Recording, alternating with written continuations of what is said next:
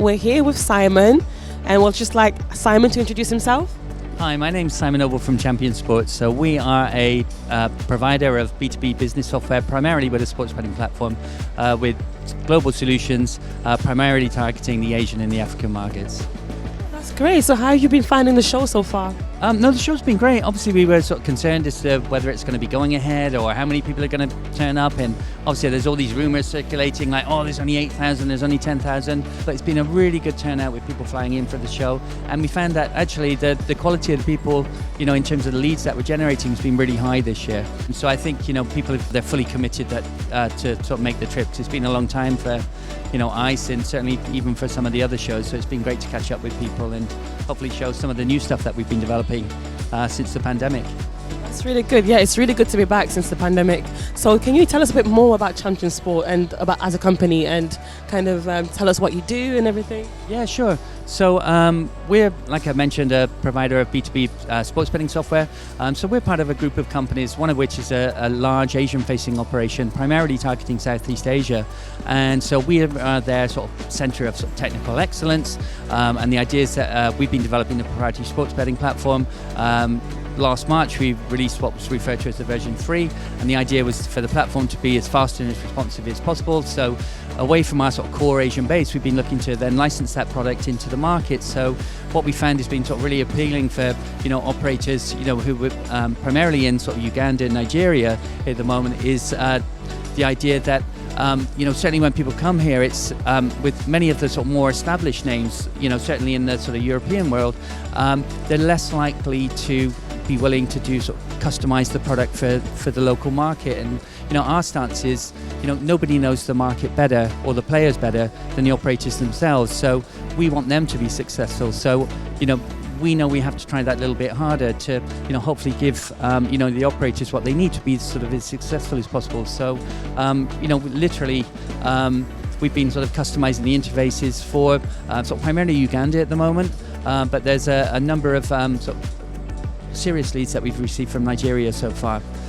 So no, it's all exciting stuff, and like I say, I think people have really responded to being able to truly have like the interface that they know are going to respond to their players and hopefully sort of build a successful business. That's really good to know. Thank you for all that information. So can you tell us about your sportsbook platform and why is it perfect for the African market? I think, like I say, it's mainly the flexibility. So we have a very sort of strong core trading experience from our time in Asia. So typically in Asia, the markets are far more sort of lower than they are in Africa. So we would be, our trading team would probably be trading to like 1.5% margin. So you either have to be very good or you go bankrupt very quickly. So we leverage that expertise and we work with, our partners, throughout the world to, work with them on terms of, where they want to be competitive, how competitive they want to be for that market. And so we would literally customize everything from the margins that they're offering, the interface, the layout, the teams that they prioritize in the hierarchy, all those kind of things, just to, it's suddenly, when people partner with us, it's far more than, change a color in your logo in the top left-hand corner. So, we just think, for people to be successful, we want to really help them differentiate their brand and their product from the competition, because like I say, they know the market better than we ever will. And we're happy to support them in any way that we can. So why should African operators choose your products for their market? Well, like I say, I think it's just, from being able to sort of work with the partners, and understanding. So we've, many of the ones that, we've been talking to, especially in Nigeria, very keen of sort of leveraging perhaps a land-based or, an existing database of players that they have or that they have access to.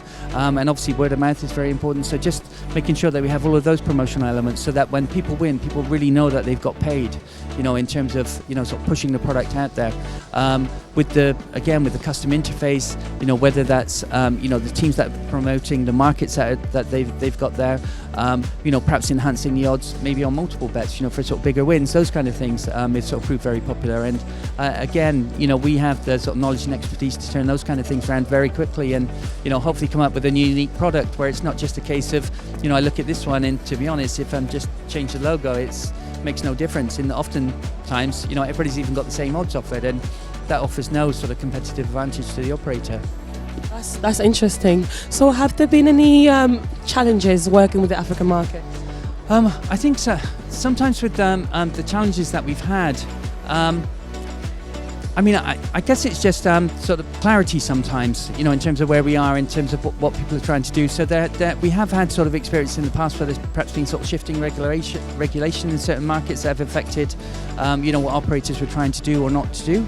But apart from that, it's all been, you know, sort of very good. You know, it's amazing when you know, there's a real excitement, I think, about the market in Africa, and you know, it's great, you know, when you're talking to someone, especially with like new licensees, and there's like so much passion there, you know, and I think, you know, people are genuinely excited about sports betting and like the opportunities that are there, and you know, there's so many great African players in all the major leagues as well, and you know, there's sort of big, you know, sort of familiar household names, and you know, I think people see that opportunity and are really, you know, looking to leverage that.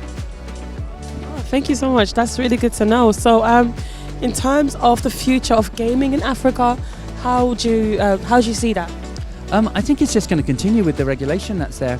Obviously, there's a number of sort of very well-established licensing regimes within Africa. I think as long as there's you know, perhaps some sort of consistency, you know, on some of the taxation in levels in, you know, certain of the markets, then I think that just encourages even more investment, you know, as people get established. And obviously, it's very good. You know, obviously, it's important that there's player protection, that with the regulation that's there, that is to, you know, primarily to protect the players, you know, and also generate, you know, revenue in terms of taxation for good causes for the local government. So I think, you know, perhaps, you know, doing it in a controlled fashion as it expands, I think, you know, will sort of stand in good stead for the future. That's great. Thank you so much, Simon, for, you know, having this time with us, and I hope that you have an amazing time for the rest of the show.